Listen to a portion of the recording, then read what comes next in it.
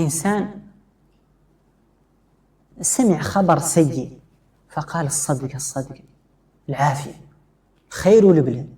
هو سمع شيء ففزع إلى شيء، سمع أمرا مخيف ففزع مباشرة، الصدق العافية خير لبلد.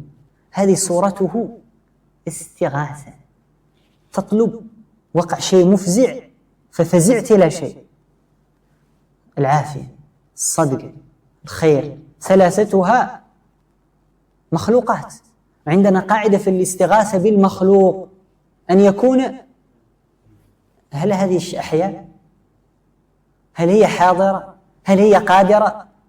فالاستغاثة بها ما حكمها؟ شرك. فإن جرت على اللسان من غير قصد كانت من شرك الألفاظ، والقاعدة في شرك الألفاظ أنه شرك أصغر. أما إن قام في القلب ما قام فهي شرك أكبر مخرج من الملة.